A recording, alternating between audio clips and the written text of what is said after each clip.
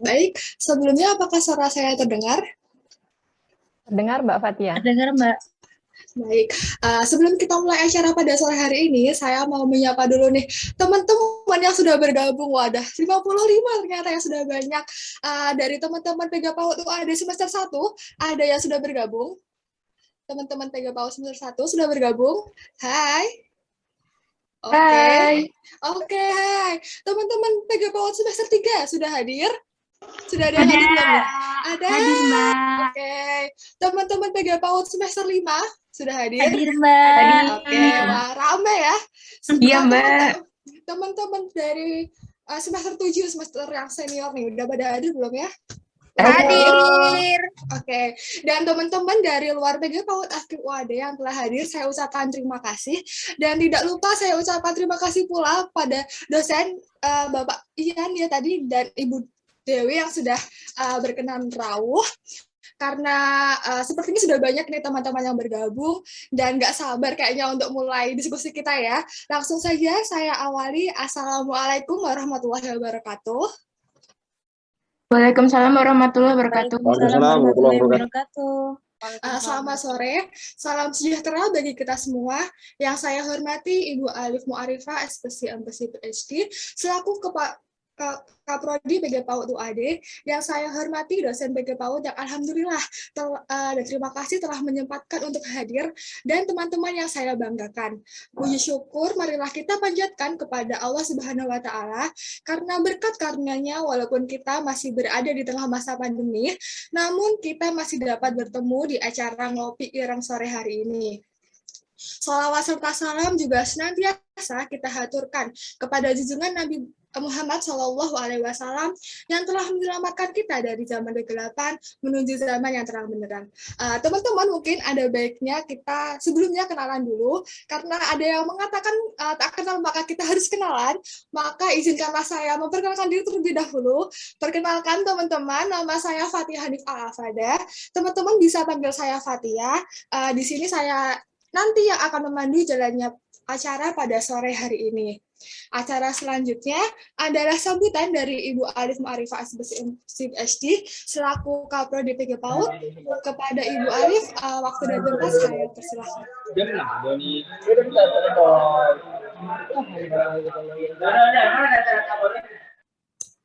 Ibu Alif, monggo Ibu untuk menyampaikan sambutan. Ya, saya pakai headset dulu.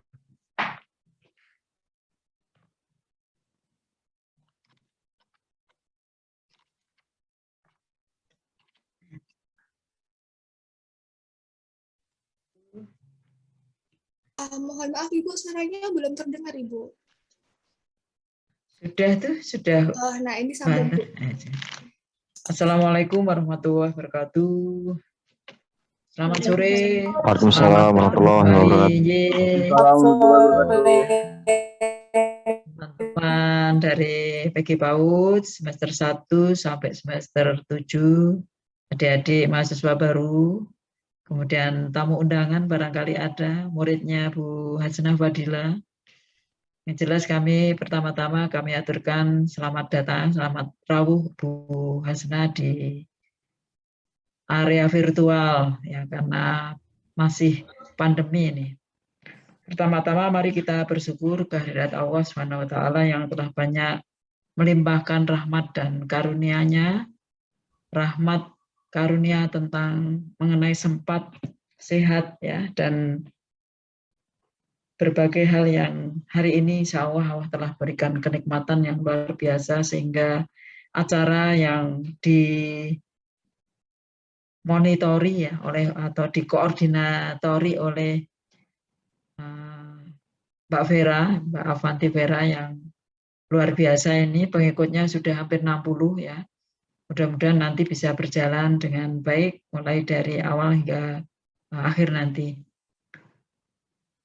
Selanjutnya selawat dan salam kita unjukkan kepada junjungan kita Nabi besar Nabi Muhammad SAW, yang insya Allah dengan syafaatnya kita akan mendapatkan bimbingan, sehingga insya Allah syafaat Rasulullah nanti akan menyertai kita di akhir zaman nanti. Bapak Ibu yang kami hormati, khususnya pada Ibu Hasnah Fadilah sebagai narasumber yang masih muda belia ya, Mbak Hasnah saja ya saya panggilnya ya, karena Mbak Vera itu saya panggilnya juga Mbak Vera ya. Bu, silahkan. Kemudian pada Bapak Ibu dosen PG PAUD yang saya hormati, saya sayangi, saya kasih, koordinatornya Mbak Vera, kemudian ada tadi muncul saya lihat ada Bu Dewi ya, tapi maksud terus hilang Bu, masih ada enggak itu? Jadi Masih Bu, masih. Kemudian Insya Allah ada Pak Ian tadi saya dengar suaranya. Ibu. Kemudian mungkin ada ibu-ibu yang lain, rawuh semua apa Mbak Vera, ibu-ibu yang lain, Insya Allah pada rawuh ya ada. Di situ muda semua, Mbak Hasnah, Mbak Fadilah ya, semua dosen kami muda semua. Jadi tolong nanti disupport itu supaya lari seperti Bu Hasnah atau Mbak Hasnah diajak lari kencang ya, sehingga bisa karya-karyanya bisa berkembang, bisa inovasinya mengikuti perkembangan zaman dan betul-betul bisa menghasilkan karya-karya ilmiah dan menguntungkan ya, menguntungkan buat kita sendiri ya, buat pribadi maupun buat lembaga. Alhamdulillah ini sudah pada rawuh, saya sangat apresiasi dengan kedatangan mahasiswa yang luar biasa, konon tidak ada paksaan kata Mbak Vera, tetapi pengikutnya luar biasa ini, termasuk mungkin juga ada mahasiswanya Bu Hasnah. Terima kasih, mudah-mudahan acara diskusi sore hari ini akan bisa memancing, bisa mematik, bisa mendorong, bisa memotivasi mahasiswa kami sehingga secara dengan kesadaran yang penuh ya, dengan kesadaran yang penuh, dengan semangat yang luar biasa ya, akan terbangun ya, terbangun keinginan untuk selalu berubah ya. Jadi zaman sekarang itu adalah zaman inovasi ya, zaman perubahan. Jadi kalau kita stuck hanya hidupnya dari kampus kemudian ke kamar ya, kamar tidur, kampus ke rumah begitu, tidak ada inovasi yang didapat, tidak kreatif, itu akan menjadi mahasiswa yang ketinggalan. Ya, karena apa? Karena pada era global ini yang perkembangan teknologinya juga sangat luar biasa, kita akan mencari informasi dari sudut manapun itu tidak ada batas. Kemudian juga yang dituntut sekarang itu bukan hanya mahasiswa yang nilai IP-nya tinggi, tetapi tidak punya kreativitas, itu pasti akan ditinggal orang-orang seperti itu, karena dianggap barang rongsokan ya, tidak punya inovasi, tidak punya kreativitas yang dikembangkan. Ini akan menjadi orang-orang yang nanti ya cuma jadi di belakang layar ya, tidak bisa diajak berlari. Apalagi juga zaman entrepreneur itu segala sesuatu itu kalau tidak baru maka akan ketinggalan. Kalau saya membaca teorinya Pak Ronald Kasali itu, kalau orang sudah sampai titik puncak tidak melompat maka itu akan turun. Ya, jadi kalau kita sudah berkreasi kemudian kita sudah sampai titik puncak seperti Bu Hasnah ini mungkin sudah di titik puncak, harus ada kreasi baru. Sehingga kreasi baru itu akan mendapatkan menjadi kita akan naik lagi. Nanti kita naik sudah titik puncak ada kreasi baru. Itu namanya inovasi dan kreatif ya. Kalau mahasiswa tidak dilatih seperti itu, maka kita akan tergilas zaman, ya, akan tergilas, akan menjadi mahasiswa yang, ya tadi, yang tidak bisa diajak berpacu, tidak akan bisa mengikuti perubahan dan perkembangan yang begitu luar biasa cepatnya, ya. Nah, hal ini sebetulnya sudah ada di dalam tuntunan agama Islam, ya. Hari ini harus lebih baik daripada hari kemarin. Sama saja tidak boleh, ya. Apalagi lebih buruk ya. Jadi harus selalu lebih baik, lebih baik, lebih baik. Harus ada inovasi baru, inovasi Eropa. Banyak sekali yang bisa digali, banyak sekali yang bisa dimunculkan, banyak sekali yang bisa dibangun dengan semangat baru. Tentu saja nanti bersama Bu Hasnah, bersama Bu Vera nanti akan menumbuhkan, akan memunculkan ya anak-anak muda yang inovasi dan kreatif ya. Kita jangan kalah meskipun kita lahir baru saja belum lama, tetapi dengan semangat yang luar biasa, karena saya lihat piala-piala yang didapat dari mahasiswa itu sudah sangat luar biasa, tetapi di PKM, di karya-karya yang lain kita masih ketinggalan. Nah, nanti dengan adanya masukan atau bimbingan atau arahan daripada Bu Hasna atau Mbak Hasna, kemudian Bu Vera ini yang juga selalu ya luar biasa dengan semangatnya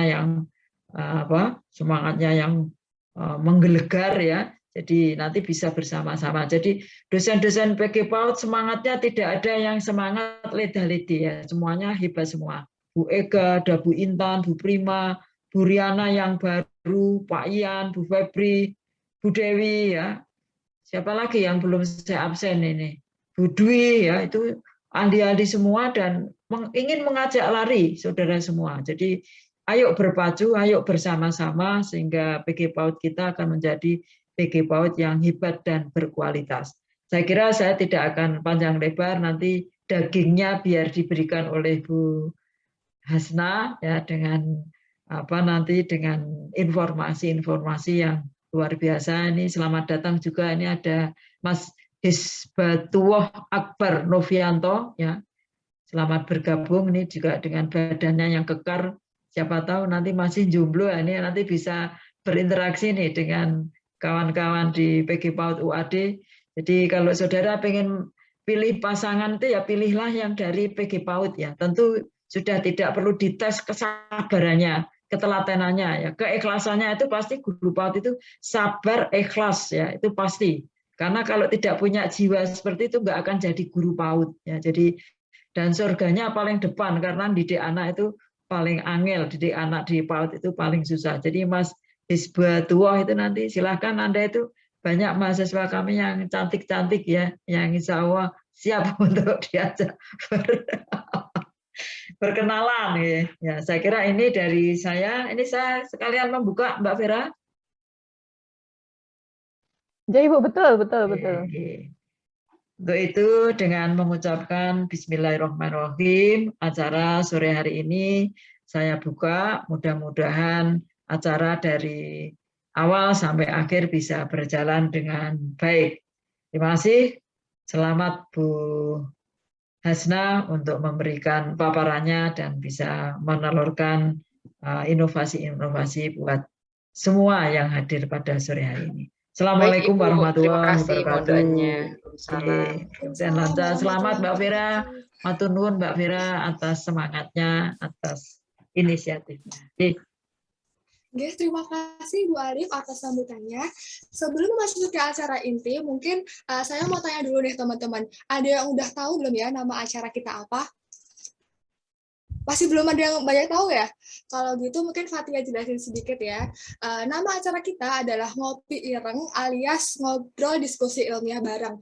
Ini adalah wadah Jadi Bu, ini adalah wadah diskusi ilmiah yang diselenggarakan oleh mahasiswa PG PAUD UAD dengan tema yang mengangkat isu yang tumbuh di masyarakat serta bertujuan untuk menumbuhkan karakter berpikir kritis dan kreatif terhadap isu-isu yang berkembang di masyarakat. Meskipun ada kata-kata diskusi ilmiah ya teman-teman, tapi jangan khawatir. Konsep acara kita ini adalah santai, diskusi santai, nggak usah supana, nggak usah tegang, dan nggak usah khawatir nanti disuruh untuk resume sama Bu Vera, nggak usah khawatir ya teman-teman. Jadi nanti kalau misalnya teman-teman ada yang mau ditanyakan atau ada yang mau didiskusikan, monggo bersama dengan moderator kita nanti Ibu Vera dan tentunya pemateri yang kita luar biasa Ibu Hasna. Nah, untuk topik hari ini, seperti yang teman-teman ketahui mungkin ya dari pamflet, topik kita adalah child free dari perspektif politik dan kebijakan publik. Nah, untuk apa sih itu sebenarnya child free? Kita akan membahas bersama di diskusi kita pada sore hari ini. Kalau gitu, langsung saja mungkin kita sapa Ibu Vera. Assalamualaikum Ibu. Waalaikumsalam warahmatullahi wabarakatuh, Mbak Fatia. Suara saya sudah jelas. Sehat, Ibu? Alhamdulillah Ya, sampun, sehat. Ibu. Oke. Ibu Vera ini, teman-teman, adalah dosen PG PAUD sekaligus yang akan menjadi moderator pada diskusi sore hari ini. Kalau gitu langsung saja, Ibu, ke waktu dan tempat saya persilakan. Terima kasih Mbak Fatia. Mohon maaf sebelumnya teman-teman peserta dan Bapak Ibu yang saya hormati kalau nanti ada iklan yang lewat ya, maklum kalau sedang di rumah itu biasanya banyak iklan ya. Jadi nanti ini kalau misalnya saya mengganggu akan saya pause dulu, kemudian saya akan buka open mic lagi. Bismillahirrahmanirrahim. Assalamualaikum warahmatullahi wabarakatuh. Selamat sore semuanya teman-teman dari UAD. Waalaikumsalam, Bu. Selamat. Saya ucapkan selamat datang bagi teman-teman UAD ataupun dari luar UAD, khususnya tadi saya lihat ada beberapa dari teman-teman dari IPDN ya, dan saya ucapkan selamat datang ke kampus kami, mungkin belum secara offline ya, tapi secara virtual, terutama pada kegiatan diskusi ilmiah kami yang perdana ini ya. Tak lupa juga saya ucapkan terima kasih kepada Bu Alif dan para teman dosen dari PG PAUD FKIP UAD yang menyempatkan waktunya sore ini membersamai kami, dan juga tentunya yang ucapan terima kasih yang luar biasa kepada Bu Hasna atas waktunya sorenya yang harusnya dengan keluarga atau dengan kegiatan lainnya liburan. Kami culik gitu ya, kami culik untuk ayo Bu Hasna tolong berikan kami pemahaman tentang bagaimana itu child free terutama dari perspektif politik dan kebijakan publik. Dan tak lupa juga saya ucapkan terima kasih yang luar biasa juga bagi teman-teman yang sudah bergabung secara virtual juga menyempatkan sorenya hari ini.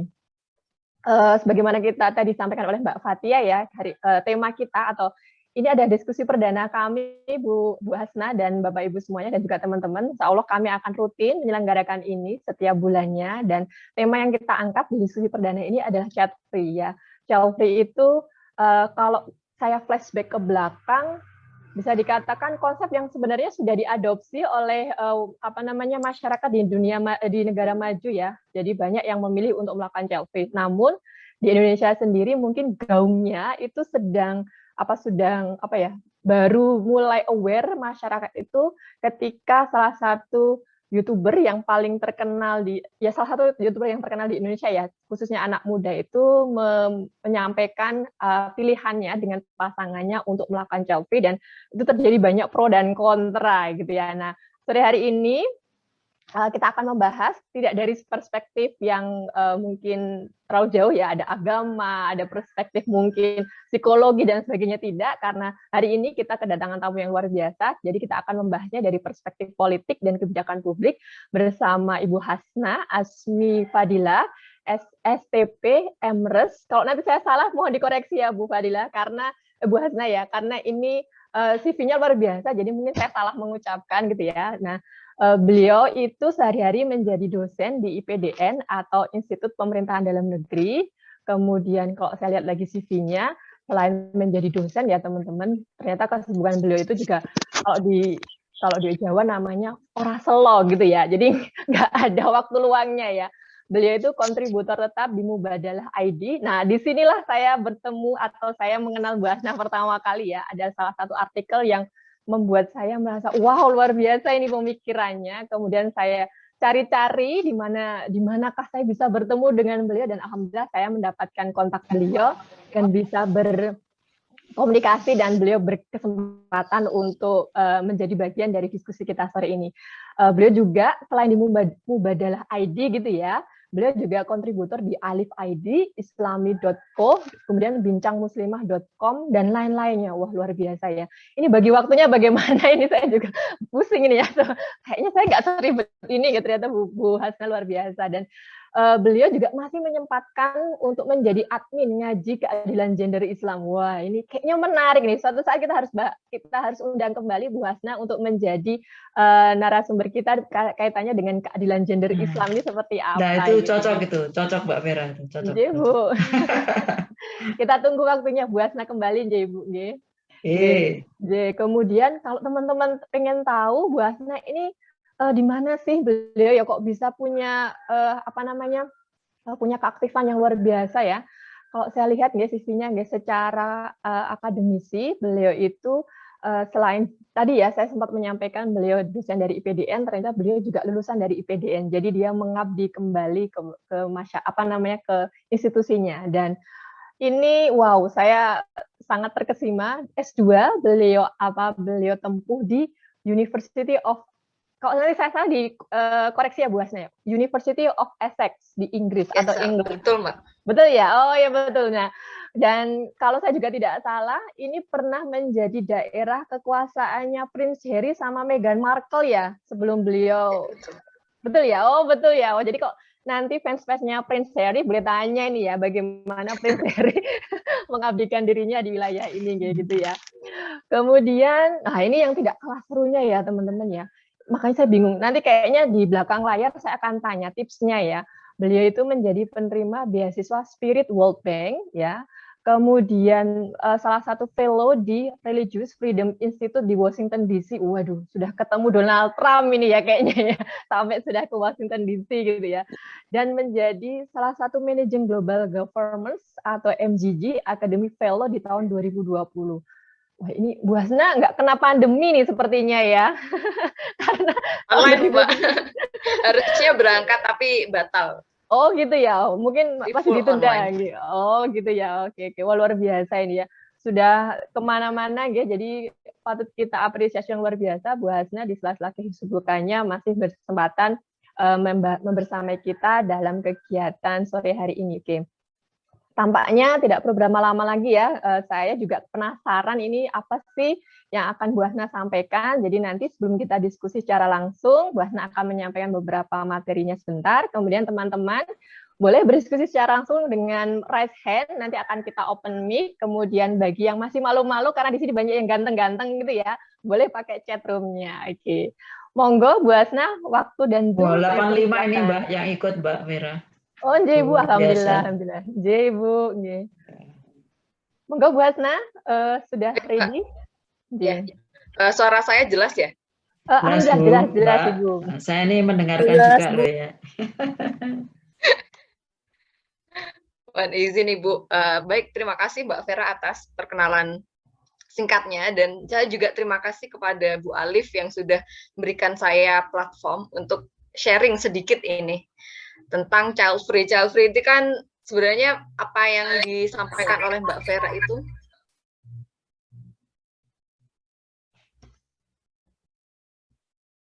suara saya apa kepotong ya tadi ya?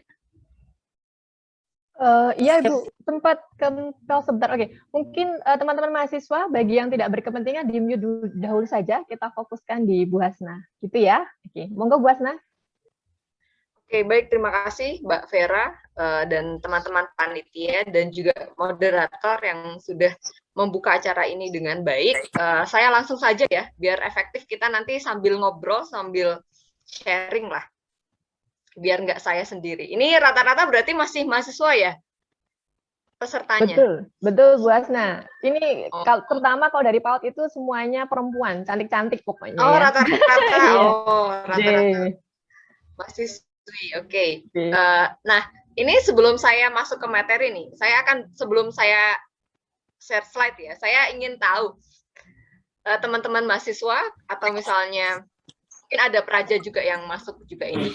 Kira-kira nanti sudah menikah, apakah sudah punya bayangan, wah nanti saya pengen punya anak berapa, atau misalnya kayaknya punya anak 11 gitu, pengen bikin tim sepak bola atau seperti apa, apakah sudah ada bayangan seperti itu? Belum, ini kayak pusing tugas ini. Ya, mungkin bisa resen dulu, mungkin karena ini di settingnya mute semua Bu Hasna, jadi tidak bisa langsung. Sorry. Monggo, mungkin dari Mbak Fatia dulu mungkin ya, yang MC-nya dulu ya. Monggo Mbak Fatia. Kalau saya kayaknya belum deh Bu. Masih belum punya bayangan sepertinya Bu. Oh ya, tapi pas dengar isunya Gita Savitri child free, sempat kayak cari tahu juga sih, jadi penasaran Bu. Sebelumnya emang nggak familiar sih sama istilah itu. Setelah ini booming, jadi kayak cari-cari tahu juga, kayak ternyata banyak ya Bu yang mengikuti ya Bu. ya setuju begitu, atau jadi lebih tahu gitu. Oh, ini juga ada Mbak Dina nih. Ya, Belum betul, Bu, malah saya tertarik sama child free. Jadi mungkin kalau misalnya kita masih apa ya, istilahnya masih fokus belajar, terus masih senang-senang, kayaknya aduh, kayaknya ngomongin anak, kecuali karena di PAUD ya harus diperkenalkan teori-teori tentang parenting dan pengasuhan dan pendidikan, jadi mungkin lebih familiar gitu dibandingkan teman-teman yang sebelumnya apa ya, istilahnya ya nanti aja gitu, nantilah kalau misalnya memang sudah kerja, kemudian sudah punya penghasilan dan sebagainya begitu. Jadi mungkin child free sendiri konsep yang ya kedengaran familiar, tapi ya udahlah gitu ya. Oke, nanti kita ngobrol bareng-bareng. Saya izin share screen dulu ini.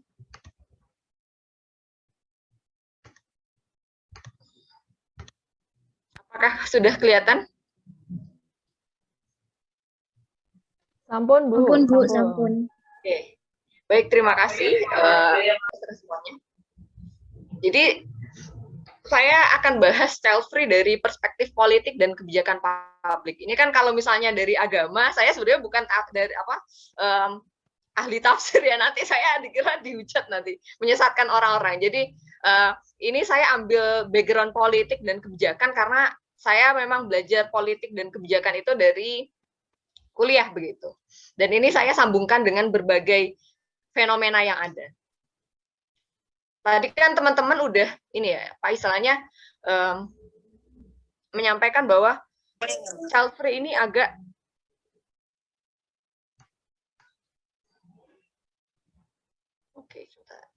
child free ini agak asing begitu. Jadi nggak semua orang paham. Kemudian juga child free ini juga istilahnya, masa sih kayak ada orang yang memilih seperti itu gitu. Di Indonesia child free ini sendiri kenapa menjadi begitu asing? Ya karena budaya masyarakat Indonesia sendiri sangat komunal. Komunal itu apa? Komunal itu antara satu pihak dengan pihak lain, antar individunya punya keterikatan yang kuat, istilahnya bonding. Bonding relationship-nya itu kuat gitu. Kalau misalnya tetangga ada yang sakit, jenguk. Tetangga ada yang nikahan, kita bantu-bantu gitu. Terutama yang di desa ini masih kental ya. Ikatan antar tetangga, ikatan antar saudara, kekerabatannya masih kuat gitu. Dan kemudian hal seperti ini didukung oleh kondisi alam. Jadi terutama di negara-negara Asia Tenggara, Indonesia, Thailand, Filipina, kesatuan keluarga itu menjadi sangat penting. Karena sudahlah kulturnya sangat komunal, kemudian hal ini didukung oleh kondisi alam yang sangat subur. Jadi punya pertanian, kemudian pertanian itu diturunkan dari anak, kemudian ke cucu dan sebagainya, terus menerus gitu kan. Nah, hal ini membuat orang tua, terutama yang zaman dulu, anak itu dianggap menjadi aset. Kalau misalnya punya anak berarti nanti saya akan mewariskan tanah atau mewariskan bisnis, kemudian bisa berkumpul. Apalagi di kita kental banget yang namanya istilah, kalau di Jawa mangan orang mangan kumpul gitu. Yang penting kumpul. Atau kalau di Sunda ya harus balik ke rumah gitu. Jadi nggak apa-apa kalau misalnya kamu pergi kemana, tapi kemudian ujung-ujungnya kamu harus balik ke rumah.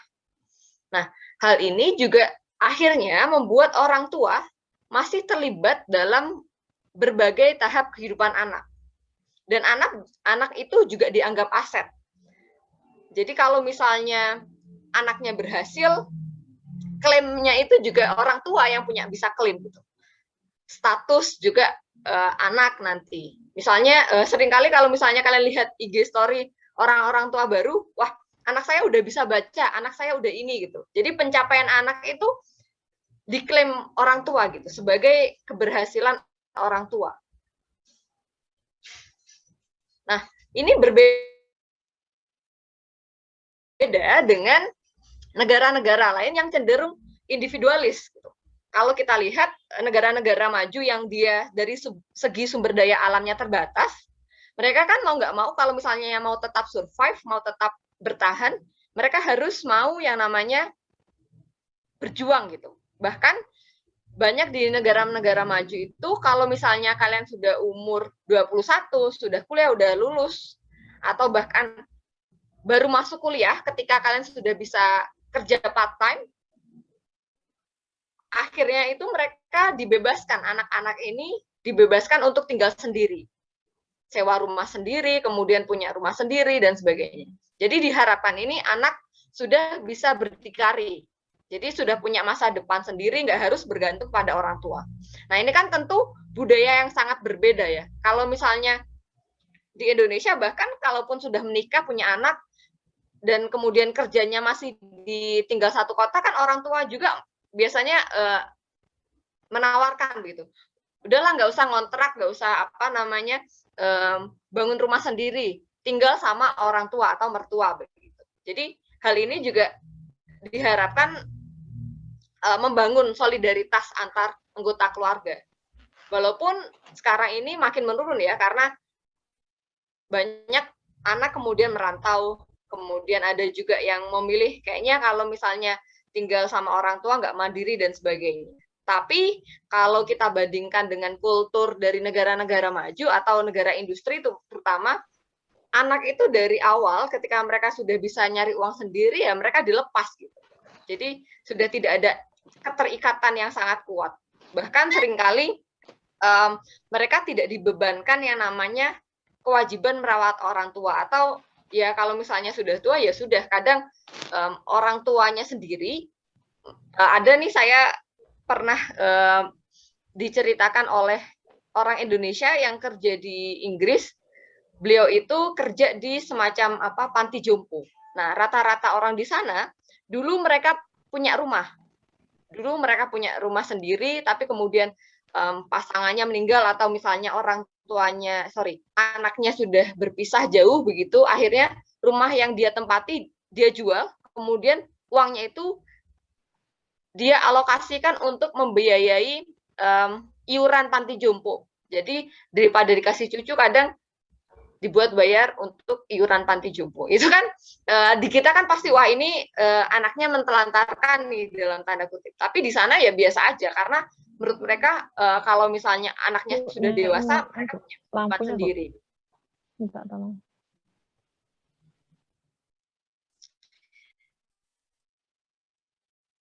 Nah, dibanding dua situasi tadi pasti kan beda banget kan.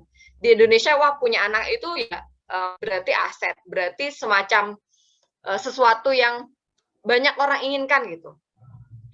Jadi saya ingin misalnya kita walaupun tidak semuanya sudah berkeluarga atau sudah punya pasangan, paling tidak kita tahu sendiri dulu kenapa sih orang-orang di kita itu pengen punya anak gitu. Nah, rata-rata ketika orang ditanya kenapa sih pengen punya anak, banyak orang akan mengatakan ya anak itu sumber kebahagiaan gitu.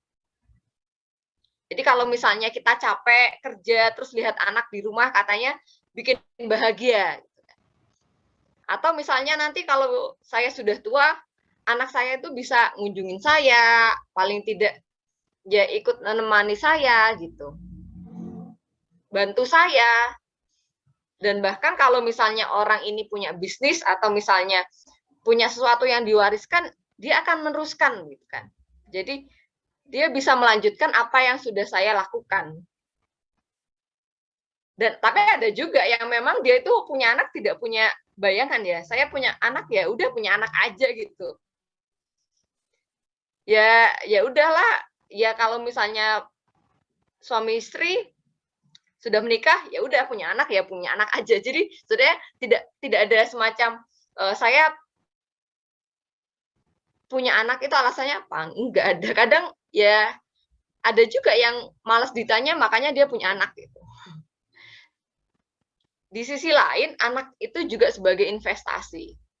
Investasi itu ketika dia punya anak nantinya di kehidupan selanjutnya dia akan mendapatkan keuntungan yang lebih gitu. Keuntungannya apa? Ya tadi itu, tapi juga di satu sisi kalau misalnya kita kaitkan dengan kondisi politik kita sekarang, punya anak itu investasi politik juga gitu.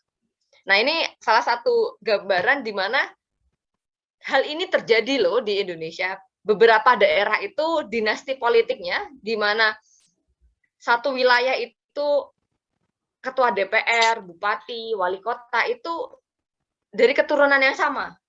Jadi misalnya suaminya sudah 2 periode nih, habis nggak bisa jalan lagi, gitu kan, nggak bisa menjabat lagi. Yang naik kemudian siapa? Istrinya. Oh, istrinya sudah selesai. Kemudian ini kayaknya kita harus lanjutkan gitu. Anaknya dikader gitu kan. Coba kamu bisa ini kayaknya saya bisa bantu biayain kampanye di kabupaten sebelah. Dididiklah anaknya untuk kampanye dan bla bla bla gitu. Akhirnya karena kekuatan finansial, politik uangnya tinggi, jadilah pimpinan wilayah di sebelahnya lagi. Ternyata sudah ada lagi gitu. Menantunya, kalau misalnya wah pokoknya turun menurun gitu kan. Dan ini bukan fenomena yang cuma 1-2 wilayah yang terjadi gitu. Di banyak tempat di Indonesia terjadi seperti ini. Bahkan ada beberapa yang dinasti politiknya bukan di tingkat kota, tapi juga dari provinsi hingga ke daerah-daerah. Nah, ini sendiri kalau misalnya kita kaitkan dengan politik, anak itu menjadi investasi politik. Jadi kekuasaan yang dimiliki oleh si orang tua bisa diturunkan ke tingkatan di bawahnya. Bahkan kalaupun misalnya si orang tuanya sudah wafat atau sudah tiada, anaknya bisa meneruskan. Nah, ini yang disebut investasi politik, walaupun tidak semuanya itu punya privilege seperti ini ya. Ini hanya salah satu contoh. Nah, kemudian kok bisa ada orang yang kemudian memutuskan untuk child free gitu. Kalau misalnya kita lihat, wah keuntungannya kan banyak tuh kalau misalnya punya anak. Kok bisa ya ada orang yang kemudian memilih untuk menjadi child free? Atau ada juga selain child free itu ada juga istilahnya childless. Bedanya apa? Kalau childless itu orang yang menginginkan anak tapi dari segi kondisi fisik atau keterbatasan lain tidak bisa bereproduksi atau tidak bisa punya anak. Misalnya karena mandul atau misalnya dia punya penyakit bawaan yang kemudian membatasi dia untuk punya anak gitu. Hal ini berbeda dengan child free. Kalau child free itu pilihan hidup secara sadar, sukarela dan yakin untuk tidak memiliki anak. Jadi dari awal mereka dua-duanya mungkin subur semuanya, tapi dari awal mereka tidak ingin punya anak.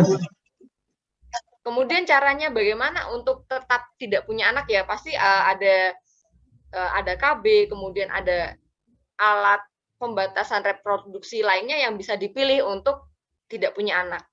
Gitu. Jadi kalau childless itu pengen punya anak tapi nggak bisa, tapi kalau child free itu memang dia sudah dari awal secara sadar tidak pengen punya anak. Gitu. Kok bisa ya ada orang yang nggak pengen punya anak gitu kan? Saya pernah baca buku tentang pengakuan beberapa orang dan juga sempat lihat video. Kenapa sih orang itu memutuskan untuk tidak punya anak? Pertama, mereka itu punya trauma di masa lalu, punya pergolakan batin. Jadi, saya pernah dengar pengakuan seseorang yang dia itu memutuskan untuk child free karena di masa kecilnya dia itu sering dibully oleh kawan-kawannya, kemudian orang tuanya sendiri tidak pernah membuka diri. Jadi orang tuanya tidak terlalu mengurusi dia dan kemudian ketika dia mencoba bercerita diabaikan. Jadi dari situ beberapa kali juga dia dibentak, kemudian dalam tanda kutip secara verbal oleh orang tuanya, dan itu masih sampai sekarang membekas gitu. Dan hal itu kayak menimbulkan trauma yang terus-menerus di kepalanya yang akhirnya dia tidak ingin itu terjadi juga ketika dia punya anak. Akhirnya dia memutuskan sama suaminya untuk saya nggak bisa mengobati ini. Dia sudah ke psikolog dan kayaknya sudah terlalu berat gitu. Akhirnya mereka memutuskan untuk tidak punya anak. Kemudian ada juga yang memilih tidak punya anak karena alasan ekonomi. Jadi mungkin mereka tidak punya tabungan, uangnya pas-pasan, kemudian saya nggak tahu nanti anak saya itu bisa sekolah atau misalnya saya bisa ngasih makan mereka atau enggak gitu. Akhirnya ya udahlah nggak usah punya anak gitu. Tapi ada juga yang green activist hardcore atau dia itu memang melihat anak itu sebagai beban baru dalam tanda kutip kepada bumi. Jadi kalau misalnya semakin banyak orang yang lahir, semakin banyak orang yang menempati bumi, semakin banyak juga sumber daya alam yang dikuras, semakin banyak juga beban yang akan ditimbulkan anak gitu. Kemudian yang terakhir psikologis dan medis. Nah, psikologis ini juga berkaitan dengan hampir sama dengan batin tadi ya. Ada juga orang-orang yang secara psikologis itu kesehatan mentalnya itu tidak bagus. Jadi apa ya istilahnya kayak ayan dalam tanda kutip. Nah, ketika dia punya penyakit psikologis seperti itu, kesehatan mental seperti itu, dan dia belum sembuh, dia memutuskan untuk punya anak. Ada beberapa orang yang seperti ini, terutama yang dia secara mental itu mungkin karena kondisi pekerjaan dan juga kondisi yang lain, memungkinkan dia itu tidak bisa secara mental sehat untuk membesarkan anak dan kemudian bertanggung jawab pada kehadiran generasi penerusnya.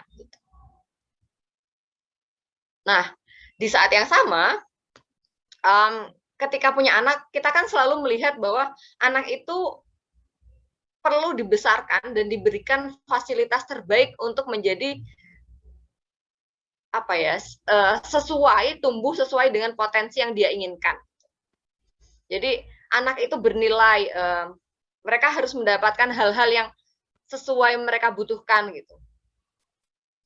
Terlepas dari latar belakang orang tuanya, baik itu orang tuanya miskin ataupun kaya. Tapi pertanyaannya adalah sekarang, do we provide enough gitu? Cuma masalahnya apakah lingkungan kita, kemudian pemerintah kita, lingkungan dia sendiri, sekolah, kemudian tetangga-tetangga dan lainnya telah menyediakan yang terbaik untuk anak-anak.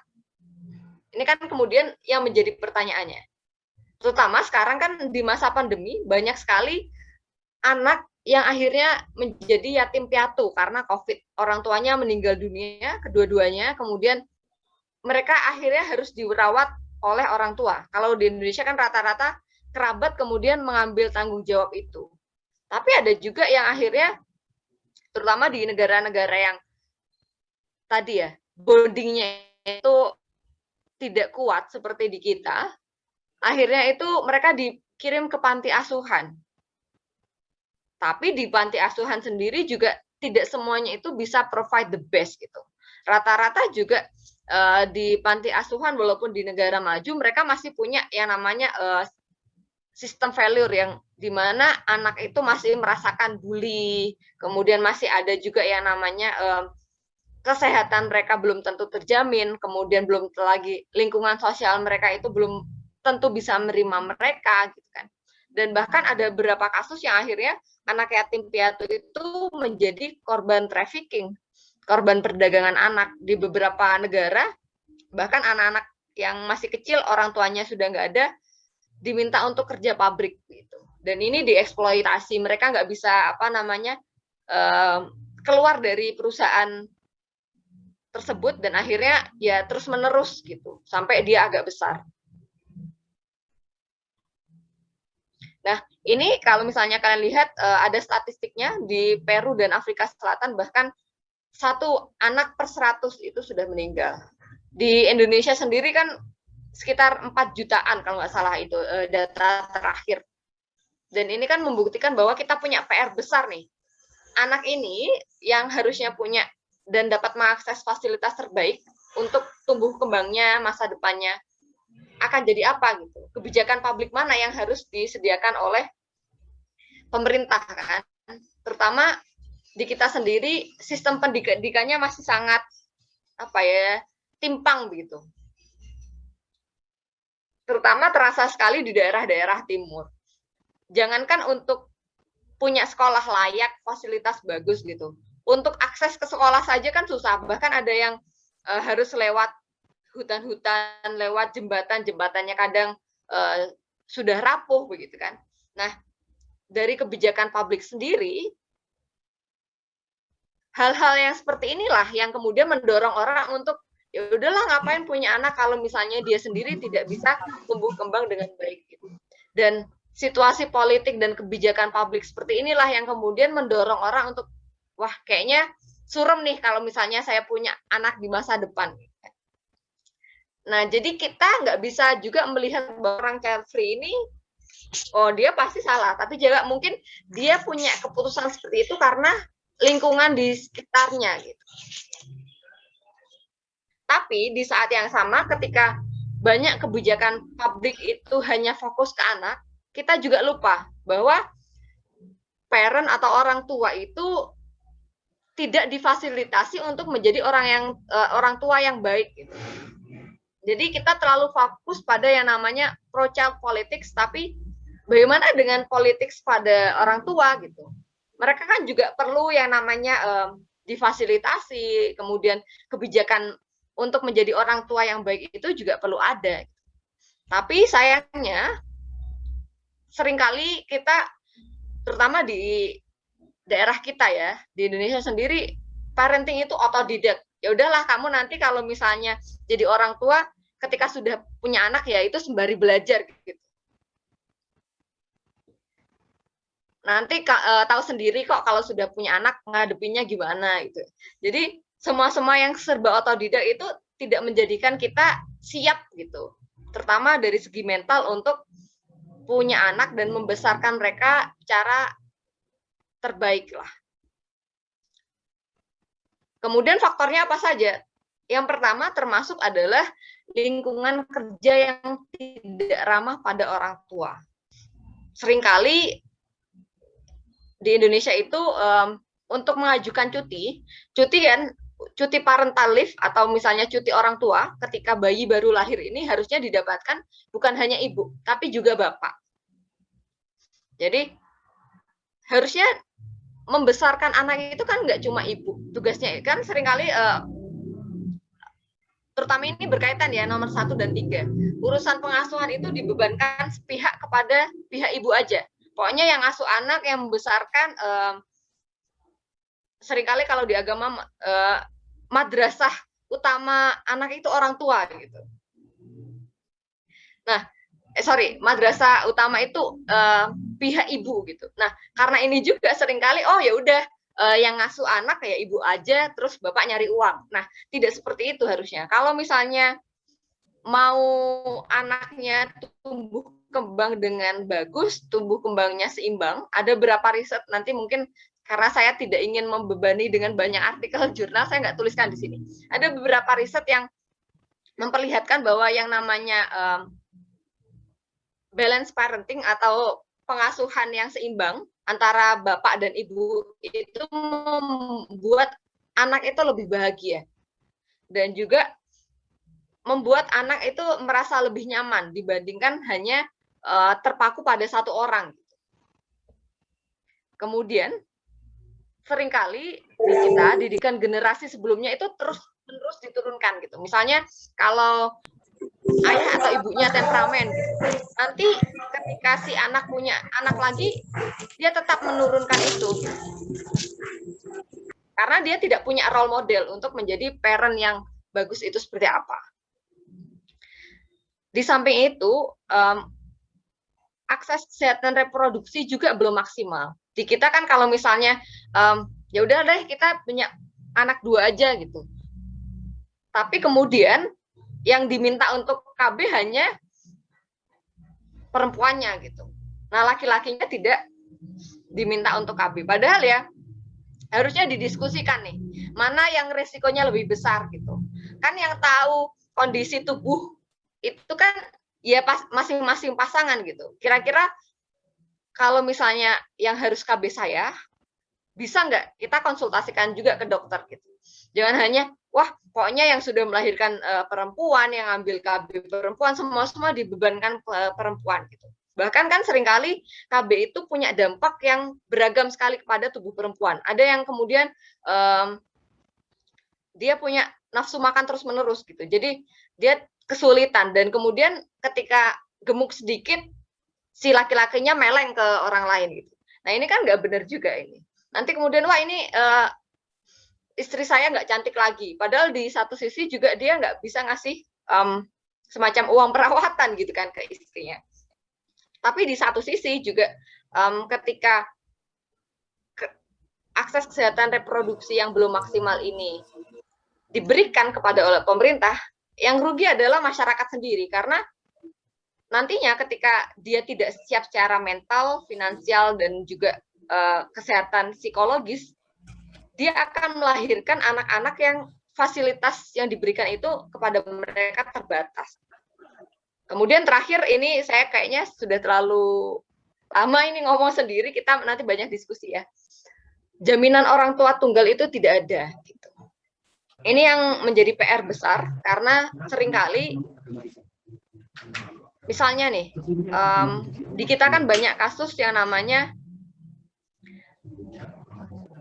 dia melahirkan atau misalnya punya anak itu karena hubungan zina gitu, atau hubungan intim tanpa pernikahan, yang kemudian si kedua orang tua ini yang masih mungkin ababil dalam tanda kutip, nggak siap menjadi orang tua. Akhirnya mungkin karena kalut, karena mungkin stres, depresi gitu, nggak siap menjadi orang tua, akhirnya ditinggalkanlah ke panti asuhan gitu. Kemudian si anak yang tidak diinginkan ini dalam tanda kutip akhirnya tidak punya akta, tidak punya jaminan sosial. Kemudian dia tidak mendapatkan pendidikan yang layak. Beruntung kalau dia ditemukan oleh orang baik yang kemudian mungkin bisa ngurusin semuanya ya. Tapi kalau misalnya dia ternyata kemudian tidak diberikan pengasuhan yang baik, bagaimana gitu? Nah ini kan membuktikan bahwa anak itu di Indonesia belum betul-betul diperhatikan dari sisi kebijakan publiknya. Seringkali yang salah itu kan sebenarnya orang tuanya ya, yang tidak bertanggung jawab.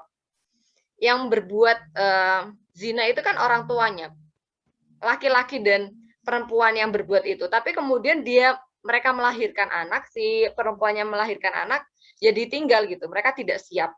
Tapi kemudian negara sendiri juga tidak menjamin. Sekarang kalau misalnya kita telusuri, akte kelahiran itu yang ngurusin siapa? Orang tua. Kalau misalnya orang tuanya tidak mengurus, ya gimana?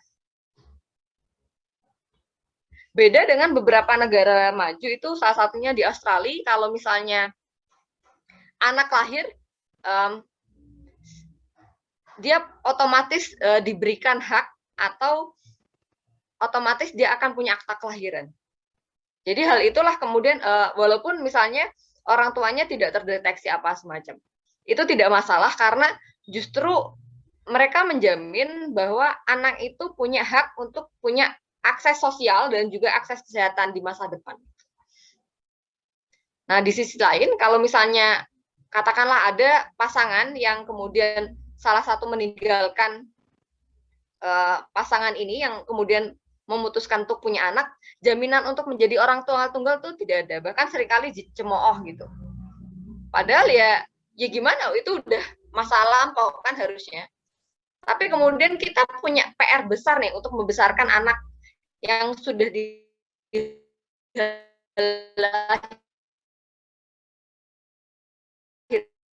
seperti ini. Tapi ya itu tadi, jaminan ini yang dia itu tidak. Untuk penutup saya mau menyampaikan sedikit, minta untuk dilahirkan tuh. Orang tuanya lah yang kemudian menentukan mereka lahir atau tidak. Jadi harapannya ketika kita memutuskan punya anak dan tidak punya anak, kitalah yang kemudian punya tanggung jawab besar untuk menentukan masa depan mereka. Gitu. Dan juga termasuk kalau misalnya orang tuanya sudah tidak ada, terutama pihak ketiga ya, dari pemerintah, kemudian juga civil society dan lingkungan sosial di sekitar mereka. Jadi anak itu punya hak untuk tumbuh besar dan mendapatkan masa depan terbaik dari apa yang dia cita-citakan. Mungkin itu saja Mbak dari saya stop share ya, nanti kita banyak diskusi saja.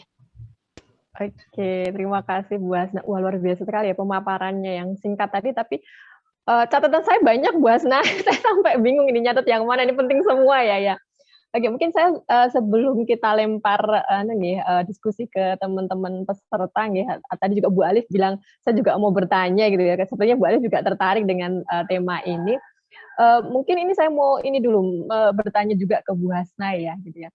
Tadi kok saya dengar ternyata memang kalau kita lihat ya, mungkin keputusan para pasangan gitu ya, atau mungkin para perempuan yang sudah menikah gitu ya, atau yang belum dan mereka memilih untuk child free itu tidak hanya keputusan yang karena mau mengikuti mode trendsetter ya, karena kalau dilihat dari yang Bu Hasna tadi paparkan sebenarnya juga mungkin tanpa kita sadari lingkungan di sekitar kita, mulai dari kebijakan publik yang diterapkan oleh pemerintah gitu ya. Kok saya lihat sekarang BPJS juga mendelete ini ya Bu ya, mendelete pembiayaan untuk kelahiran ya. Jadi kelahiran sekarang harus ditanggung sendiri. Jadi bayangkan kelahiran itu juga tidak murah ya, tidak 1-2 juta saja, tapi berjuta-juta. Itu juga mungkin menjadi alasan, aduh saya mau punya anak apa tidak gitu nih. Kemudian juga dilihat dari lingkungan yang tadi Bu Hasna bilang ya, apakah lingkungan kita itu sudah menyediakan sarana yang memang memadai untuk kita menumbuh kembangkan anak ya, apalagi kita teman-teman di PAUD pastinya juga paham ya, lingkungan yang positif itu akan berdampak positif, lingkungan yang negatif akan berdampak negatif. Nah, kalau lingkungannya negatif, ini mau diapain ini anak selanjutnya gitu ya, itu jadi kita tidak bisa atau tidak boleh langsung menjustifikasi ya, misalnya si Gita Savitri mengambil keputusan itu mungkin beliau sudah membuat sebuah pemikiran yang sangat dalam, panjang gitu ya, bahwa oh ini keputusan final saya gitu ya.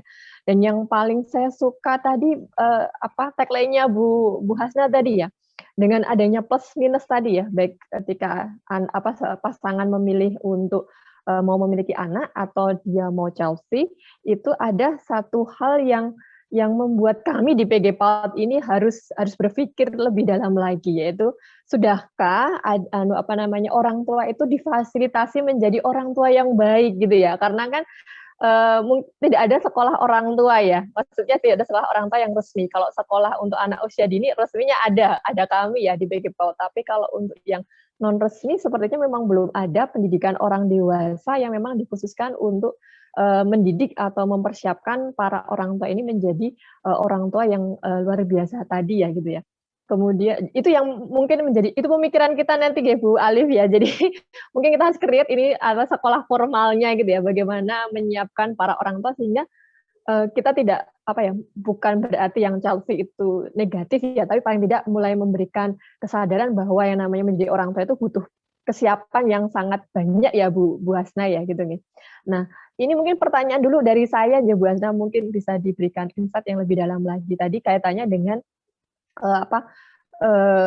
kebijakan publik ya, kaitannya dengan orang tua tunggal tadi, yang apalagi sekarang kan banyak anak-anak yang di 3 orang tuanya ya, baik dari 2 orang sekaligus atau salah satunya. Nah, kira-kira apakah sudah ada kebijakan publik yang mampu mendukung agar para single parent ini gitu ya, maksudnya yang baik karena COVID ataupun tidak gitu ya, mampu mengembang atau mampu mendidik dan menumbuh kembangkan anaknya dengan baik ya, yang didukung oleh kebijakan-kebijakan di publik tadi, dan pastinya juga memberikan pandangan kepada teman-teman untuk saya mau child free apa enggak ya gitu, ketika kebijakan publik yang ada di Indonesia itu sudah sangat bagus gitu. Bagaimana Bu Hasna? Monggo pendapatnya Bu Hasna?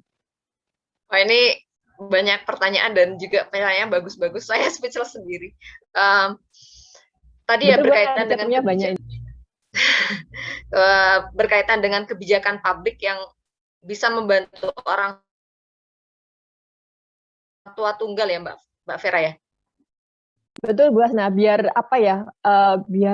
kami ya, maksudnya para teman-teman yang mungkin belum pemikiran untuk memiliki pasangan, kemudian menikah, tadi juga punya, ya kan kita tidak mengharapkan ya, maksudnya kita menjadi orang tua tunggal, tapi seandainya pandemi ini berlangsung kembali, kita tidak tahu, karena kan yang namanya pandemi kan tidak bisa kita prediksi ya, kemudian mau tidak mau menjadi orang tua tunggal itu ya, biar mereka tidak punya kepikiran untuk, saya chat free aja deh, karena nanti siapa tahu pandemi berlangsung lagi, siapa yang mau mengurusi anak saya. Nah, kira-kira kalau di Indonesia, apakah kebijakan-kebijakan publiknya itu sudah bisa mendukung para single parents ini, Bu Hasna? Baik Mbak, terima kasih. Ini terakhir ya, data terakhir yang kemarin saya sempat baca dari Kemensos. Jadi Bu Menteri ini menyatakan bahwa tidak masalah itu yang namanya, memang isunya besar ya. Kita nanti akan punya 4 juta anak yatim piatu, sekitar 4 jutaan yatim piatu yang harus kehilangan orang tuanya karena COVID begitu. Nah, kata Bu Menteri sendiri, beliau menyampaikan bahwa nanti akan ada dana besar yang digelontorkan oleh Kementerian Sosial untuk menjamin masa depan mereka. Dan itu akan dimeratakan pendidikan dan sebagainya. Tapi saya nggak tahu nih skemanya. Beliau kan hanya statement umum ya, secara generalisir. Dan saya sendiri belum update lagi nih. Nanti itu kebijakannya seperti apa? Apakah nanti diturunkan kepada di tingkat sekolah, di tingkat kampus, atau nanti akan ada semacam bantuan subsidi untuk panti asuhan atau seperti apa? Karena kan seringkali tidak semua orang atau tidak semua anak yatim piatu itu bisa masuk panti asuhan. Rata-rata kan di cover atau misalnya diasuh oleh keluarga. Nah, keluarga atau kerabat. Nah, keluarga mereka sendiri rata-rata mungkin juga punya anak juga gitu. Nah, mungkin kalau misalnya seperti ini, kebijakan yang paling esensial ya di sektor pendidikan gitu. Sektor pendidikan terutama kita mungkin masih punya yang namanya sekolah masih gratis. Kemudian juga yang terpenting adalah sekolah dasar itu betul-betul ramah terhadap orang-orang atau kelompok minoritas yang dari keluarga tidak mampu. Karena sekali lagi untuk berangkat sekolah aja, untuk kuliah aja teman-teman mungkin tidak semuanya merasakan ya. Kita semua bisa kuliah itu juga privilege loh. Kita punya semacam hak yang spesial karena banyak sekali orang tua kemudian tidak bisa melepaskan anaknya untuk kuliah, untuk terus belajar karena itu butuh biaya gitu. Bahkan di pandemi itu banyak yang putus sekolah, anak-anak putus sekolah karena ya udahlah daripada sekolah online terus nggak jelas dikira itu nggak ngapa-ngapain gitu kan. Mungkin orang tua yang tidak punya literasi melihat bahwa anak ini kok main HP gitu, padahal dia kuliah atau misalnya ngerjakan tugas secara online gitu. Itu tidak dilihat sebagai belajar gitu. Ya udah daripada kamu nganggur mendingan saya kawinkan gitu. Akhirnya banyak anak perempuan yang ini dipaksa orang tuanya untuk menikah gitu. Dan bahkan seringkali dilihat sebagai beban.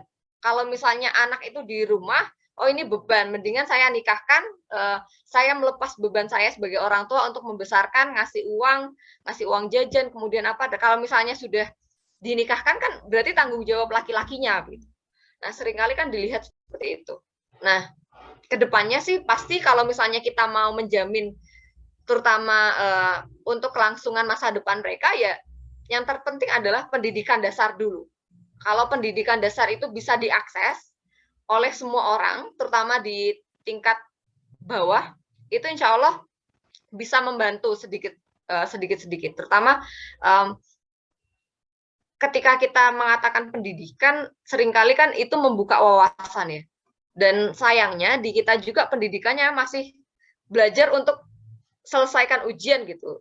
Belajar untuk menjawab soal UTS, UAS. Nah, ini kan yang menjadi PR juga. Harusnya pendidikan untuk menajamkan daya kritis, kemudian bagaimana kita bisa meningkat potensinya setelah belajar, setelah di bangku kuliah. Jangan sampai kita kuliah ya udah cuma menyandang gelar tapi udah selesai. Itu tidak berhasil apa-apa, gitu. Tidak menghasilkan apa-apa. Mungkin itu walaupun terlalu umum, semoga bisa menjawab ya Mbak Vera. Oke. Saya belum update lagi untuk spesifiknya nanti Kemensos bakal bikin apa gitu. Nanti saya coba cari info dulu. Makasih Bu Hasna. Berarti bisa saya katakan sebenarnya masih ada harapan nih, masih dalam artian meskipun kondisi yang tadi ya banyak anak 4 juta anak tadi yang mereka akan atau ada banyak keluarga ya, berarti bisa saya katakan 4 juta keluarga nanti menjadi keluarga yang tidak utuh kembali gitu ya, karena adanya pandemi ini, tapi masih ada harapan melalui bidang pendidikan, di mana kebijakan-kebijakan di bidang pendidikan ini masih memberikan harapan besar kepada para orang tua yang single parents untuk bisa menumbuh kembangkan anak dengan semaksimal mungkin gitu, dan paling tidak memberikan harapan kepada para pasangan-pasangan yang mungkin masih punya ketakutan-ketakutan sehingga mereka memilih untuk COV bisa punya harapan lebih besar lagi gitu ya Bu Hasna ya, kurang lebihnya seperti itu ya Bu Hasna ya. Kalau tidak bisa mengandalkan pemerintah, kita punya Kita Bisa. betul kita bisa.com gitu ya, bisa. Oke. Hashtagnya warga bantu warga gitu kan. Betul. Kita Saling peduli gitu ya. Kita akui sendiri pemerintah kita belum maksimal gitu. Iya, betul. Jadi Bu Hasna, ini sepertinya banyak yang bertanya. Ini kalau saya yang bertanya semuanya, nanti tidak saya yang ini. Oke, satu persatu dulu deh Bu Hasna, dari awal tadi kayaknya juga ada yang tanya soal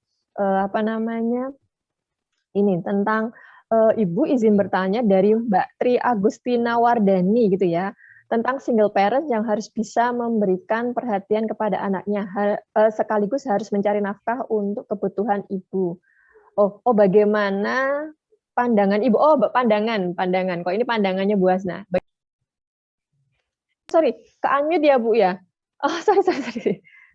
Suara saya ke-unmute ya, mohon maaf nih. Tapi kedengaran Mbak, kedengaran. Kedengaran. Tadi dari Mbak Tri Agustina tentang bagaimana sih pandangan Bu Hasna sendiri kaitannya dengan single parents tadi itu Bu. Apakah menjadi single parents itu sebuah penyesalan atau bagaimana, dan ketika dikaitkan dengan COV, mungkin lebih baik saya nggak punya anak aja deh gitu. Bagaimana Bu Hasna menanggapinya secara pribadi?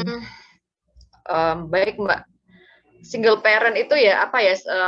Single parent sendiri, kenapa akhirnya dia memutuskan untuk membesarkan anak sendiri, kan banyak faktor ya. Mungkin pasangan tersebut bercerai, atau bisa jadi orang tuanya salah satu meninggal, kemudian mereka harus membesarkan sendiri. Kalaupun ada seorang perempuan yang memutuskan untuk menjadi single parent karena mungkin bercerai, atau misalnya dia harus ditinggalkan oleh pasangannya, contohnya banyak kok. Dia bisa survive. Bahkan kita tahu sendiri banyak kasus di mana ibu tunggal itu bisa membesarkan anaknya dengan masa depan yang cerah gitu. Mungkin kalian pernah mendengar ceritanya Kang Maman ya. Kang Maman itu salah satu penulis. Beliau juga cukup produktif. Beliau itu pernah cerita, ini mungkin saya coba ceritakan singkat. Ibunya adalah seorang ibu tunggal yang harus membesarkan 4 anak ketika suaminya meninggal di usia muda. Jadi kalau nggak salah suami beliau itu meninggal di usia 30 atau 30-an berapa gitu. Di saat yang sama dia harus banting tulang untuk mencari nafkah, karena kan di kita itu tidak ada jaminan sosial ketika misalnya salah satu orang tua meninggal atau misalnya bercerai, si anak itu akan mendapatkan bantuan subsidi, baik itu uang saku misalnya, kemudian hal lain untuk mencukupi kebutuhannya. Yang akhirnya ya si ibu ini banting tulang untuk membesarkan anak-anak mereka. Tapi yang saya bisa ambil dari pelajaran si ibu tunggal ini adalah semangat dan daya juangnya. Yang namanya masalah itu memang sulit, tapi bukan berarti itu tidak bisa diatasi. Soal ujian itu juga sulit gitu kan. Kita ngelihat, wah UTS ini, aduh saya cuma belajar sedikit aja, ini saya bisa nggak nih lolos ini ujian gitu. Semuanya sulit gitu, tapi akhirnya kita bisa ngerjain walaupun tidak selalu menjadi tidak selalu dapat 100 ya, tapi kita bisa lewati itu gitu. Sama seperti yang tadi si ibu tunggalnya orang tuanya Kang Maman ini, sebagai ibu tunggal, dia menyampaikan bahwa tidak gampang untuk membesarkan 4 anak sendiri, tapi dia bisa melewati itu gitu. Jadi apalagi kita melihat bahwa kebijakan pemerintah sepenuhnya belum bisa menjamin seorang ibu tunggal itu bisa membesarkan anak-anaknya. Tapi saya melihat bahwa semuanya itu sulit gitu, tapi kita bisa lewati. Tergantung daya juang kita. Kita mau usaha sampai level mana nih gitu intinya.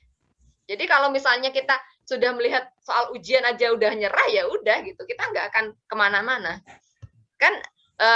Masalah itu kan cuma ada dua gitu, kita hadapin sekarang atau kita tunda besok gitu, tapi tetap ada masalahnya, itu tetap ada. Oke, luar biasa sekali ya. Berarti ini kepada Mbak Tri, siapa tadi? Tri Awardani ya, bisa dibilang Bu Hasna ini punya pandangan yang luar biasa positif ya, melihat sesuatu dari segi positifnya, tidak negatifnya ya. Karena kan selama ini single parents dianggap sebagai hal yang sedikit negatif gitu ya Bu Hasna ya. Jadi meskipun tidak utuh keluarganya, tetap kita bisa berjuang untuk tetap bisa mendidik dan menumbuh kembangkan anak dengan sangat baik sekali. Semoga Mbak Wardani cukup mendapatkan inspirasi ya, bahwa meskipun dengan kondisi negatif tadi ya, ujian aja sulit, tapi kalau kita tetap berusaha pasti akan bisa melaluinya gitu ya. Oke, matur nuwun Bu Hasna ini. Ini ada pertanyaan yang bagus sekali ini Bu. Apakah child free selalu berkonotasi negatif ya? Karena kalau dilihat dari salah satu argumennya si Cinta Laura ya, yang lulusan dari Columbia University ini, mungkin tetangganya mungkin dulu pernah jadi tetangganya Bu Hasna waktu di Amerika gitu ya. Oke, karena kan dia memilih child free itu untuk mengadopsi anak-anak yang tidak memiliki orang tua. Apalagi kalau tadi lihat ya, banyaknya anak yang saat ini 4 juta anak tadi tidak memiliki orang tua, berarti bisakah kita selalu selalu memberikan label negatif kepada orang-orang yang memutuskan untuk child free, Bu Hasna? Baik, terima kasih Mbak Vera pertanyaannya. Terima kasih, ini susah-susah gampang, tapi saya sempat kepikiran, ini nggak tahu, mungkin tidak semua orang cocok dengan statement saya. Saya pikir secara natural tiap manusia itu egois gitu. Egois dengan cara yang berbeda dalam tanda kutip. Kita punya anak juga egois gitu kan. Kita pengen bahagia tapi dengan punya anak gitu. Ada juga yang saya pengen bahagia tapi cara saya dengan tidak punya anak gitu. Nah, kayak misalnya ada yang suka durian, ada yang enggak. Itu kan beda selera dan beda keputusan kita dipengaruhi oleh banyak faktor gitu. Jadi kalau ada yang bilang bahwa child free egois, ya memang egois karena punya anak juga sebenarnya egois gitu kan. Anak itu sekali lagi saya sampaikan tidak pernah meminta untuk dilahirkan loh. Kita yang memutuskan untuk melahirkan mereka atau tidak gitu kan. Jadi sebenarnya sama-sama egois, cuma kemudian kalau misalnya dilihat negatif ya, kita tidak bisa melihatnya secara negatif ya, karena tiap orang itu punya latar belakang dan punya situasi di mana kita mungkin hanya lihat cara luarnya saja gitu. Ya kayak misalnya gunung es gitu. Kita kan melihatnya oh kayaknya kecil, tapi ternyata ketika dilihat kedalamannya dari laut ternyata ada semacam bongkahan besar yang kita tidak pernah tahu. Nah, sama seperti ketika kita melihat kondisi orang lain. Jadi ketika kita melihat, wah anak ini memutuskan untuk child free, wah dia pasti pengen bodinya tetap bagus, nggak punya rasa tanggung jawab untuk membesarkan anak, dia pasti A, B, C, D, E gitu. Ya itu yang kita lihat dari mungkin feed Instagramnya dia aja gitu. Kita nggak pernah tahu loh kehidupan dia sejatinya itu seperti apa.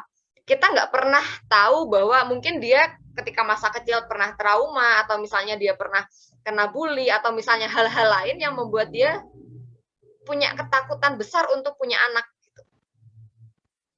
Jadi menurut saya kita sendirilah yang menentukan bagaimana nanti ke depannya itu anak itu akan dibesarkan seperti apa kalau misalnya kita punya anak.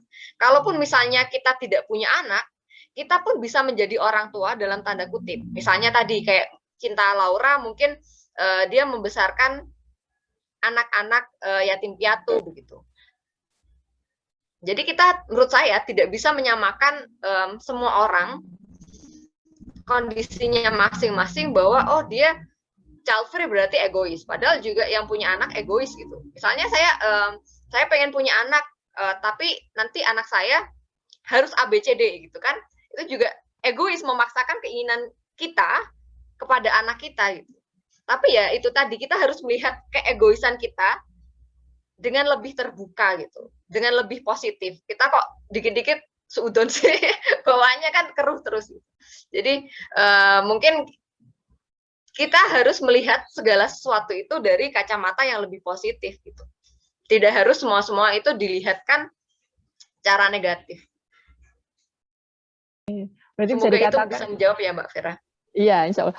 Bisa Ibu. Berarti saya bisa memberikan apa namanya garis besarnya bahwa sebenarnya keputusan child free itu tidak selalu harus berkonotasi negatif ya. Tadi ya tergantung dengan alasan apa dia memilih kenapa dia untuk child free ya. Apalagi kalau tadi Cinta Laura juga bilang karena saya mau mengurangi populasi penduduk di dunia yang sudah sangat banyak sekali, dan ini juga pertanyaan juga yang tadi apakah selalu berkonotasi negatif ini dari Julia gitu ya, kurang tahu ini Julia, mungkin ini dari mahasiswanya Bu Hasna mungkin ya, karena saya juga, atau mungkin dari semester 1 ini ya, saya belum tahu. Dia juga menyampaikan bahwa apakah child free itu keputusan yang negatif gitu ya, karena melihat pertumbuhan penduduk di negara Indonesia terutama itu sangat tinggi gitu ya, sehingga kalau misalnya semua orang memiliki, semua pasangan memiliki 2 anak saja misalnya, itu berarti kan mungkin 5 atau 10 tahun yang akan datang kita punya sekitaran 500 juta penduduk Indonesia ya. Nah, itu apakah sudah mencukupi dan lain sebagainya. Mungkin itu. Jadi bisa dibilang tadi penjelasan Bu Hasna harus bisa dibilang bahwa tidak selalu yang namanya child free itu negatif ya, bisa kita lihat dari sisi positifnya tadi ya, mengurangi populasi, kemudian mungkin tadi seperti diilustrasikan ada durian gitu ya, makan durian. Saya nggak suka durian, Bu Hasna suka makan durian, itu juga bentuk keegoisan masing-masing gitu ya. Hanya saja setiap keputusan pasti punya konsekuensinya, seperti itu ya Bu Hasna ya. Oke, nggih.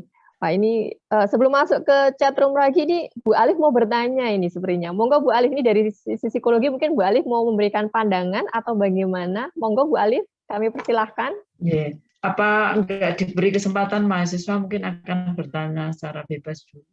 Oh, nggih. Monggo nggih. Teman-teman yang sebelum Bu Alif, ada yang mau bertanya secara langsung kepada Bu Hasna. Boleh raise hand kalau mau bertanya saya langsung. Ini kayaknya ada Kansa Atifa ya, Mbak? Oh, oke. Monggo Mbak Kansa, mohon maaf ini. Teman-teman panitia bisa di open mic untuk Mbak Kansa, biar nanti bisa. Sudah, Bu. Oke, Mbak Kansa, monggo pertanyaannya untuk Bu Hasna. Mungkin saya bukan lebih bertanya ya, Bu. Sedikit memberi pendapat terkait child free ini, Bu. Apakah diperkenankan, Bu? Monggo Mbak Kansa, boleh, sangat diperbolehkan. Karena ini kan kita diskusi, jadi boleh menerima semua pendapat. Silakan Mbak Kansa. Boleh open video Mbak Kansa, biar dilihat mukanya yang cantik mana ini. Ini saya ya boleh. Jadi ini pertama terkait child free ya Ibu. Yang tadi saya juga melihat beberapa pertanyaan. Kadang-kadang child free itu kenapa dikonotasi negatif. Pertama, child free ini baru booming banget ketika Gita Safira yang mengatakan bahwa dia tidak ingin memiliki anak. Nah, tapi ketika saya beberapa kali mengikuti diskusi tentang child free ini, orang-orang yang ingin child free itu cenderung yang berada di kota, Ibu. Sedangkan ketika kita coba ke desa atau ke daerah timur, child free itu tidak, bahkan mereka itu sangat menolak. Karena kenapa? Pertama, dogma agama yang sangat dipegang sama mereka. Yang apalagi dogma agama itu dibawa kalau banyak anak itu banyak rezeki, seperti itu. Yang kedua, belum adanya sosialisasi terkait child free sendiri gitu. Nah, itu yang sebenarnya menjadi permasalahan saat ini, bentuk sosialisasi terhadap wilayah Indonesia itu kurang merata. Karena kenapa? Child free ini masih berlaku di kota saja, di skala kota, sedangkan skala pedalaman itu belum ada. Bahkan mereka sangat menjunjung namanya tadi yang pemateri sudah sampaikan, kayak banyak anak, terus orang tua memaksa mereka untuk nikah muda, seperti itu. Nah, kemudian juga child free dogma agama ini yang sebenarnya membahayakan. Karena kenapa? Ketika belum lagi dengan istilah kemarin sempat boomingnya itu pro kontra antara pemuka-pemuka agama yang hits dengan kaum feminis. Kalau saya mengatakan kaum feminis ya Ibu, yang sangat mendukung, bukan mendukung sih, yang sangat child free ini sebenarnya tidak salah. Itu karena kenapa child free tidak salah? Karena itu sebuah keputusan pada seseorang, apalagi pada keluarga. Nah itu yang menjadi problematika. Nah selanjutnya juga yang sebenarnya saya ini ingin mengkritisi yaitu mengkritik mengenai kenapa belum adanya sosialisasi terhadap bukan pembatasan sih, terhadap skala masyarakat. Misalnya seperti misalnya gini, seharusnya dalam satu keluarga itu dibatasi dalam memiliki anak. Ya kan, makanya maksudnya gini, maaf. Satu keluarga itu dibatasi dalam memiliki anak dengan alasan yang konkret. Karena kenapa? Pertama, sektor ekonomi, yang kedua sektor wilayah yang sangat sudah sampai saat ini manusia itu lebih banyak daripada wilayahnya sendiri itu. Nah, kemudian terkait child free juga ini masih banyak orang-orang yang di sana, bahkan yang di sini aja kita nggak tahu ya Bu. Mungkin yang di sini aja kita mungkin masih banyak orang yang kontra. Karena kenapa belum ada sistem sosialisasi itu seperti itu. Makanya itu yang saya sangat kritiki sih. Kenapa belum ada sosialisasi sampai ke wilayah? Karena mungkin ini hanya baru-baru di sini aja. Tapi bagaimana dengan anak-anak yang sudah putus sekolah? Bagaimana anak-anak yang bahkan tidak kuliah? Itu seharusnya ada sosialisasi tentang child free atau tentang edukasi lainnya seperti itu. Apalagi untuk kaum minoritas sih Bu. Seperti itu sih dari saya. Terima kasih. Mohon maaf sebelumnya saya mungkin agak ya, terima kasih Kansa. Ya, ini salah satu mahasiswa semester 3 kalau nggak salah ini Bu. Semester 5 gitu. Ya, berarti seperti ini Mbak Kansa mendukung child free ya sepertinya ya. Mendukung Ibu, cuman ya gay. Oke, terima kasih kan saja. Pripun Bu,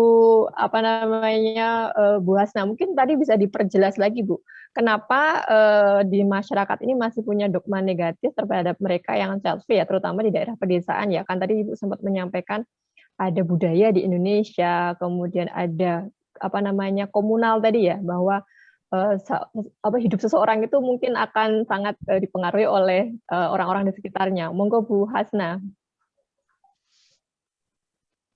Bu Hasna, apakah masih di sini? Oke, baik. Terima kasih Mbak Kansa. Ini orator untuk nanti ke depannya. Suara saya jelas nggak ya, Mbak? Sampun Bu Hasna. Oke. Baik, terima kasih Mbak Kansa. Luar biasa orasinya nih. Bisa menjadi narasumber masa depan. Oke, jadi menurut saya child free itu kan pilihan personal ya, dan menurut saya itu tidak perlu disosialisasikan sih kalau saya ya, karena itu kayak kita pingin apa dan kemudian itu ranah pribadi banget. Jadi menurut saya ya tergantung orang masing-masing gitu mau memutuskan dia punya anak atau tidak, karena yang lebih tahu kondisi dia siap untuk bertanggung jawab untuk membesarkan anak ya mereka sendiri gitu. Oke, monggo Hasna dilanjutkan Bu. Mohon maaf panitia, bisa nanti di-mute ya yang belum ini berkepentingan ya. Monggo. Ya, kemudian tadi kan disampaikan bahwa kenapa child free ini lebih banyak diputuskan oleh orang-orang yang tinggal di kota dibandingkan di pedesaan. Ya karena kulturnya di kota dan desa berbeda sekali. Kalau misalnya di kota itu budayanya cenderung kompetitif, individualis. Kemudian orang-orang pertama di kota-kota besar itu sekarang memilih tinggal di apartemen atau misalnya di perumahan yang mereka itu kerjanya 9 to 5 gitu. Kalau misalnya punya anak, kadang diasuhnya sama pembantu. Apalagi di kantor-kantor kita itu kan sebenarnya tidak ramah anak ya, karena kan di kantor terutama juga di kampus. Harusnya kalau misalnya kampus, kalau misalnya ramah kepada parent atau orang tua, kampus juga menyediakan semacam penitipan anak dan kemudian mungkin semacam ruang pengasuhan, karena saya melihat bahwa di kampus-kampus Indonesia malah justru belum banyak disediakan. Bahkan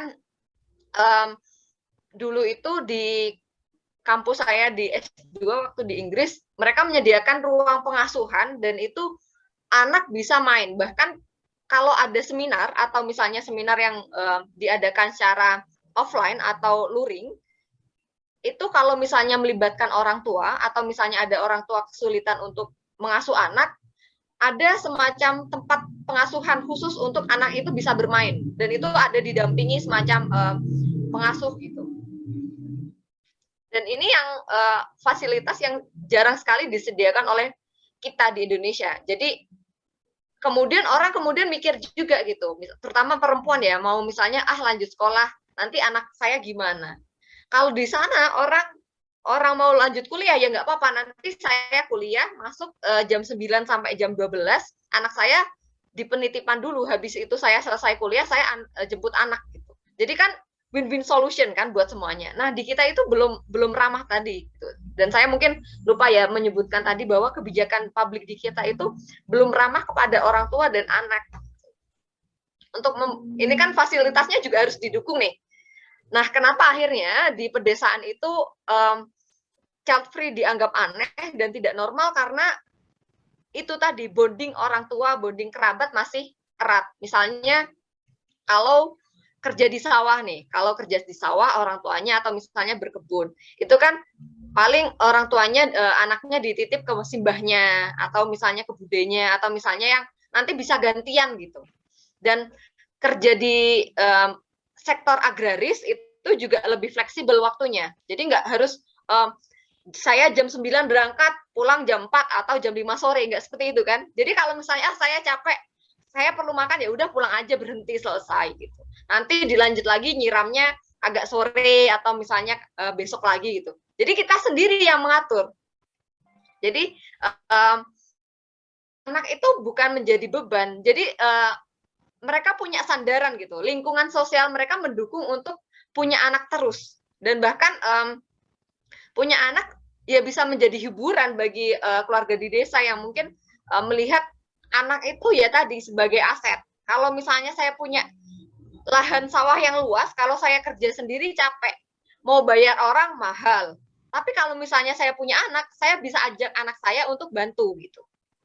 Jadi investasi, bahkan kemudian kalau misalnya saya punya anak, kemudian tadi ya kalau misalnya di dinasti politik, kalau misalnya dia punya sawah berhektar-hektar, nanti anak saya akan mewarisi gitu. Jadi punya anak itu semacam suatu keharusan dalam tanda kutip, bahwa kenormalan ya, terutama ketika dia ingin mewariskan sesuatu, dia lingkungannya mendukung, anak itu tidak menjadi beban, terutama ketika mereka tidak punya ekspektasi lebih. Jadi seringkali kan di desa, di lingkungan kita itu kan masih sederhana sekali. Yang penting nanti ketika sudah besar, bisa kerja, bisa nyari makan sendiri, selesai. Tidak dituntut ekspektasi, wah pokoknya kamu harus S2, kamu harus nanti menjadi dokter, harus menjadi PNS gitu kan. Nggak ada itu. Jadi mereka santai. Kenapa kemudian akhirnya anak itu tidak menjadi beban? Karena orang tuanya juga tidak berekspektasi tinggi-tinggi. Coba bandingkan dengan orang tua di kota. Kan mereka punya ekspektasi tertentu kan, karena itu tadi, anak itu sebagai aset, simbol kebanggaan orang tua. Jadi kebanyakan kan dia dari kecil kalau apa ya, semacam gengsi, ibu-ibu komplek gitu. Pokoknya anak saya usia 3-4 tahun sudah masuk PAUD gitu. Nanti ketika dia sudah selesai dari PAUD, saya ajarin baca tulis, calistung. Jadi itu semacam lomba adu gengsi antar ibu-ibu secara tidak kita sadari ya. Karena itu tadi, orang tua punya ekspektasi anak itu harus lebih pintar, harus lebih sukses, harus lebih-lebih daripada orang tuanya. Nah, itu yang kemudian menjadikan beban tersendiri kepada orang tua gitu. Sebagai orang tua, terutama di kota-kota besar, dia punya ekspektasi lebih agar anaknya itu nanti bisa melebihi apa yang sudah saya capai. Beda dengan orang tua di desa, ya kamu yang penting nanti saya sudah punya anak, dia sudah besar, dia punya uang sendiri, kemudian punya cucu, tidak punya ekspektasi lebih gitu. Ya kamu kalau misalnya kerja di sawah lagi ya nggak apa-apa gitu. Jadi santai gitu kan. Jadi ya itu tadi, kulturnya kita harus bisa bandingkan ya. Bagaimana sosial sosiologi masyarakat kota dan masyarakat desa itu melihat anak secara berbeda. Jadi jangan kemudian wah ini masyarakat desa ini salah, karena ya itu tadi, karena mereka dari segi sumber daya, terutama sumber daya pendukung untuk pengasuhan, kemudian untuk makan dan sebagainya itu lebih mendukung ketika punya anak. Jadi tidak melihat bahwa anak itu sebagai tanggung jawab, malah sebagai apa istilahnya ya generasi penerus, aset, investasi dan sebagainya. Gitu. Jadi memang agak sulit ketika di kota, di desa gitu. Oke, saya Mbak Vera setelah ini. Bu, monggo Bu Ali, mungkin ini ada sedikit tambahan dari Bu Ali. Monggo Ibu. Saya bukan tambahan, cuman mungkin perlu sharing. Ibu Hasna, mungkin saya boleh diskusi atau sharing atau mungkin juga beda pandangan. Monggo Ibu, monggo. Jadi kenapa justru yang dibumingkan itu child free, bukan bagaimana kita menyiapkan generasi muda yang penuh tanggung jawab, karena sudah ada KB itu ada perencanaan kelahiran, kemudian menjadi orang tua yang bertanggung jawab, karena kalau dalam agama Islam itu pernikahan itu kan untuk melangsungkan keturunan, ya, karena anak itu nanti akan menjadi birrul walidain. Jadi idza mata'a ibnu adam in qata'a amaluhu illa min salatin sadaqatin jariyatin au ilmun yuntafa'u bi waladun sholihin yad'ulah. Jadi beranak, punya anak itu adalah waladun sholihin yad'ulah. Sehingga pernikahan itu dalam rangka untuk menjadikan anak-anak kita soleh-solehah yang nanti akan mensurgakan, tentu itu adalah ekspektasi. Mensurgakan orang tua ini adalah ekspektasi. Oleh karena ketika bagaimana kita menjadikan anak kita nanti menjadi waladun sholihin yad'ulah, maka disitulah kesiapan yang harus siapkan. Misalnya terjadi balance dalam parentingnya, kemudian menyiapkan pasangan kita, kemudian bagaimana perekonomian dirancang, visi ke depan dirancang, sehingga nanti di dalam keluarga itu bagaimana peran ayah, ya, peran ayah itu tidak seperti ayah-ayah zaman dulu, tetapi peran keayahan itu dimunculkan, sehingga tanggung jawab di dalam keluarga bukan tidak hanya di pundak istri, tetapi dua-duanya, ya, seperti di negara barat yang sudah luar biasa, cuti hamil ibu itu 2 tahun, ya. Saya kemarin kebetulan ngisi, kemarin saya dengan dinas sosial Mbak Asna, saya munculkan itu seperti cuti di negara-negara yang sudah maju itu luar biasa, cutinya panjang dan cutinya dengan suami, ya. Jadi luar biasa. Nah, apakah justru tidak menjadikan anak-anak kita, keturunan kita itu menjadi anak-anak yang seperti tadi, sehingga persiapannya itu ya dari pemerintah, kemudian edukasi masyarakat, kemudian juga kultur, ya, merubah budaya. Tetapi saya kok tidak begitu ya dengan adanya child free itu, dengan merujuk tadi ayat bahwa waladun sholihin yad'ulah itu memang diutamakan untuk anak-anak kita itu menjadi generasi penerus. Karena gini, di negara-negara yang sudah menerapkan ini secara kultur, ya, seperti di Italia, di Perancis, Singapura, Jerman juga, ya. Sekarang dia negara-negara tua, nggak punya keturunan, jadi habis keturunannya. Ya, sehingga kalau habis keturunannya dan nanti akan menjadi sebuah culture yang seperti itu, apakah tidak kemudian generasinya itu habis, gitu, ya. Nah, apakah kemudian tadi, apakah tidak arahnya justru menyiapkan generasi tadi mulai dari persiapan ketika mau nikah, itu diberikan satu wawasan-wawasan bagaimana membuat sebuah keluarga yang itu, tapi bukan ke arah child free. Memang child free adalah satu keputusan, ya, tetapi menurut saya kalau memang bisa punya anak, kenapa harus ditolak? Asal tadi harus orang tua tanggung jawab, orang tua yang tidak banyak menuntut. Kalau saya sebagai orang tua, terus terang saya tidak menuntut anak saya besok untuk tua itu meragati saya, dia harus enggak. Tetapi Gusti Allah dalam ayatnya itu sudah ada di situ bahwa orang tuamu itu adalah tanggung jawabmu. Jadi bukan ekspektasi saya. Kalau dia berbaik dengan orang tua, kalau dia kemudian berbakti dengan orang tua, memberi orang tua, menafkahi orang tua, bukan saya menuntut, tetapi agama yang menuntut. Jadi ekspektasinya bukan saya, tetapi agama. Selalu saya tandaskan ke anak-anak, kamu punya keluarga sendiri, urusi keluarga kamu. Kalau kamu berbakti kepada orang tua, bukan yang meminta bapak ibu, tetapi itu adalah ajaran agama. Saya selalu gitu kan. Kemudian saya dan suami saya juga bilang sama suami saya, yuk kita menyiapkan masa depan tua kita. Jangan mengharap-harap anak kita, karena dia juga sudah punya kehidupan sendiri. Jadi saya menyiapkan bagaimana ketika saya tua, pensiun nanti saya bagaimana saya hidup tanpa merepotkan anak-anak. Ketika saya tua sudah tidak punya apa-apa dan sakit misalnya. Jadi banyak orang tua depresi karena apa? Karena dia tidak siap masuk di dunia tua. Nah itu apakah justru yang tidak disiapkan mulai sekarang bagaimana supaya kita di tua ya itu juga bisa menjadi well-being ya, menjadi orang tua yang bermakna, sehingga perlu persiapan kesehatan, persiapan ekonomi, persiapan sosial, persiapan religius, sehingga di tua itu kita tidak membebani anak. Jadi mungkin kita agak sedikit ada semacam perbedaan Bu Hasna, tetapi saya kira kalau perbedaan dalam dunia akademik tidak masalah. Gitu. Biasa di dalam akademik itu berbeda, tetapi ini adalah satu wawasan yang saya juga merupakan hal baru ada semacam ini. Matur nuwun Bu Hasna. Assalamualaikum warahmatullahi wabarakatuh. Waalaikumsalam warahmatullahi wabarakatuh. Ya, matur nuwun Bu Alif memberikan pandangan dari sisi agama nggih, kalau kaitannya dengan apakah child free ini menjadi pilihan yang ideal atau tidak untuk seorang pasangan gitu nggih. Matur nuwun Bu nggih. Sebenarnya tadi Bu Hasna juga sempat mention nggih di depan nggih Bu Hasna ya, tadi kaitannya bahwa karena kita melihat dari segi pandangan perspektif politik dan kebijakan publik, kembali lagi ini menjadi pilihan masing-masing pasangan ya Bu Hasna nggih, kaitannya apakah mau memilih child free atau mau tetap memiliki anak gitu nggih. Monggo Bu Hasna pripun? Terima kasih Bu Alif. Saya setuju sekali apa yang disampaikan Bu Alif. Saya sendiri, saya dan suami bukan child free, jadi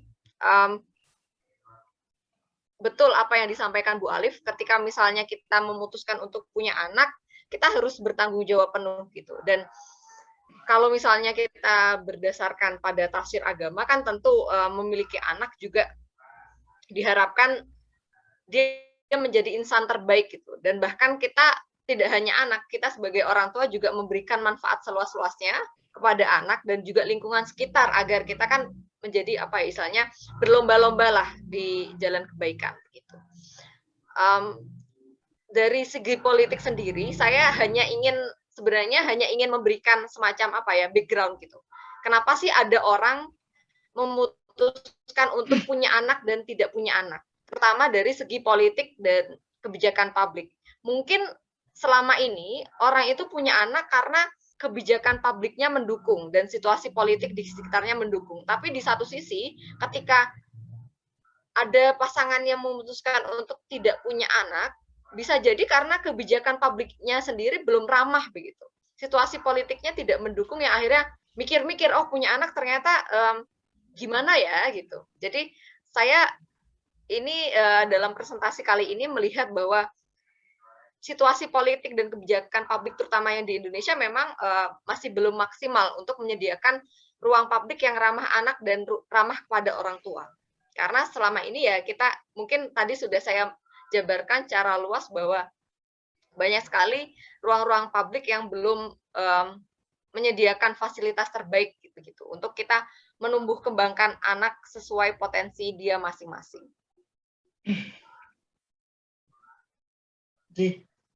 Matur nuwun Bu Hasna dan Bu Alif atas pandangan insight-nya yang lebih dalam lagi nggih. Oke, berarti ada yang mau disampaikan lagi Bu Alif? Ya, pokoknya kalau saya ya bagaimana kemarin saya sampaikan ke Pak Menteri Bu, Pak yang mewakili dari Kemensos ya. Bagaimana pemerintah itu berperan, artinya ketika bagaimana tanggung jawab dia seperti cuti ibu hamil, cuti bapak yang mendampingi ibu, ini kan kita masih rendah. Ya, kalau kita mau membuat SDM yang unggul tentu tidak gampang. Jadi peran pemerintah di sini sangat penting. Sehingga itu berkaitan dengan kebijakan-kebijakan di dalam undang-undang ya seperti itu. Sehingga kalau memang itu pemerintah tidak siap ya bagaimana kita menggalakkan seperti di Cina misalnya membatasi atau kelahiran itu agak diatur sedemikian rupa karena pemerintah nggak siap. Tetapi kalau memang itu yang disiapkan misalnya begini Bu Hasna. Pada tahun 2035 saya membaca nanti akan terjadi satu ketimpangan. Kalau sekarang ini usia muda yang tinggi, Tapi di tahun 2035 sampai 2040 itu usia tua itu yang tinggi. Ini yang harus disiapkan, pemerintah akan menyiapkan apa di sini?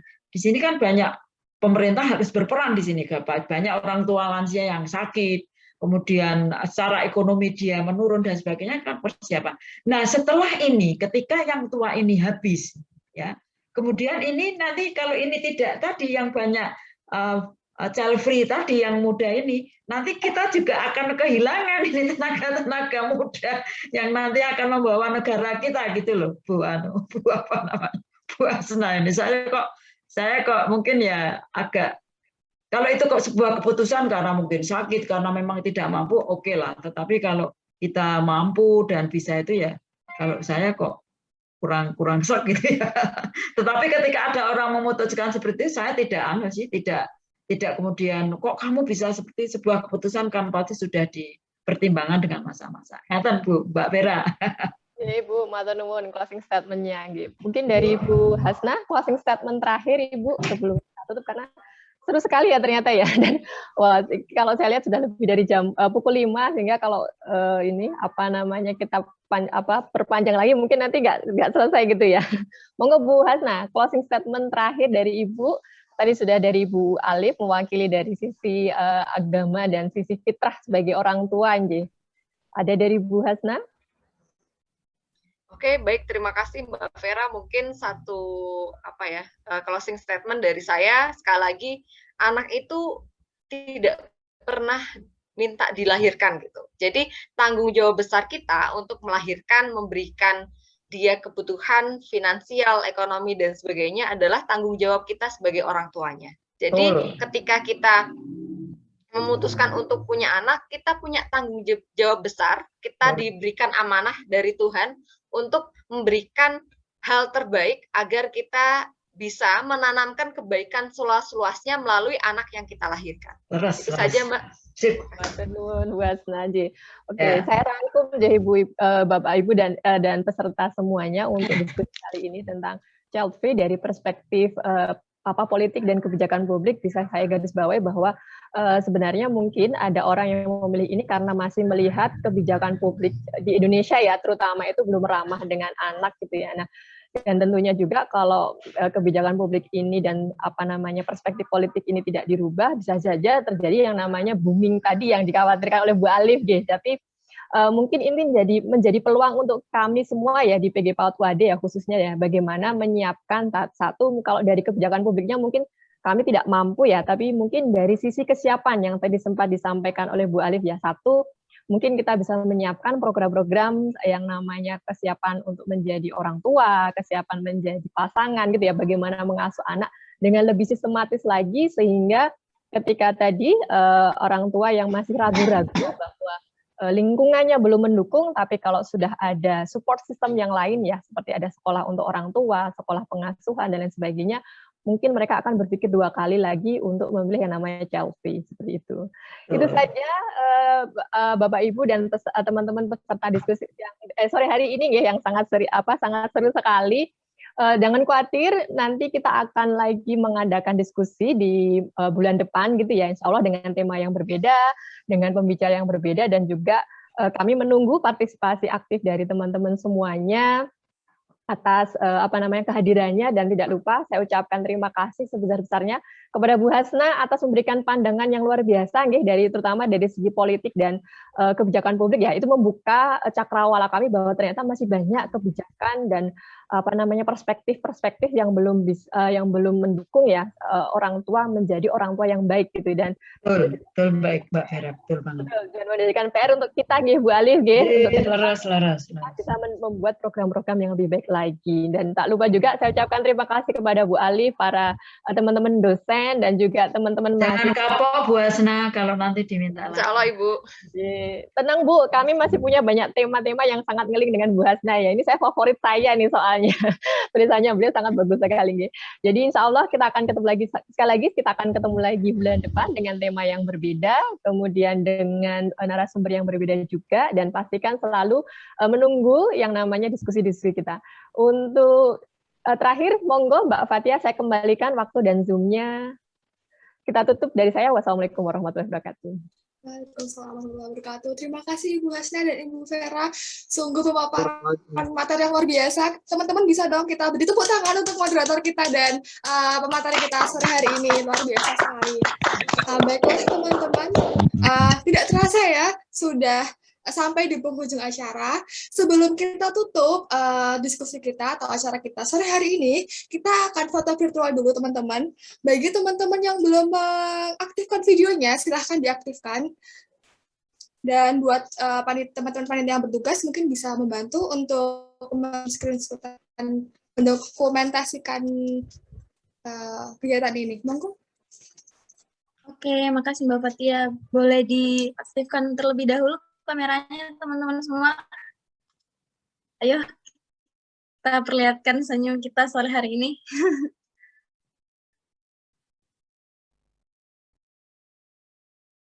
Oke, saya kasih aba-aba ya. Slide 1, 1, 2, 3. Slide kedua, 1, 2, 3. Slide ketiga, 1, 2, 3. Slide terakhir, 1, 2, 3. Oke, Mbak Fatia, terima kasih. Terima kasih Mbak Melati. Baik teman-teman, mengingatkan Izin juga. ya, izin Iya, keluar Mbak V. Enggak Ibu. Izin keluar. Ibu. Mengingatkan teman-teman untuk mengisi presensi, untuk nanti akan mendapatkan sertifikat yang presensinya ada di kolom chat yang telah panitia sharekan. Kemudian sekali lagi saya menyampaikan banyak terima kasih kepada Ibu Hasna yang telah memberikan materi yang luar biasa dan Ibu Vera yang telah moderatori diskusi kita, juga dosen-dosen yang telah menyempatkan untuk hadir, dan tak lupa teman-teman yang telah berpartisipasi di acara Ngopi Ireng ini. Saya mewakili teman-teman panitia, mohon maaf yang sebesar-besarnya jika terdapat kesalahan baik perkataan maupun tingkah laku yang mungkin disengaja maupun tidak disengaja. Baik, jika ada sumur di ladang, boleh kita menumpang mandi. Jika ada waktu yang panjang, boleh kita bertemu lagi. Sekian dari saya. Wassalamualaikum warahmatullahi wabarakatuh. Selamat sore, teman-teman. Sampai bisa join lagi. Terima kasih Mbak Fatia, Bu Hasna, Bu Vera. Terima kasih, teman-teman. Terima kasih Bu Hasna. Terima kasih semuanya yang sudah hadir. Mungkin Mbak Vera nanti kita bikin kerjasama lah.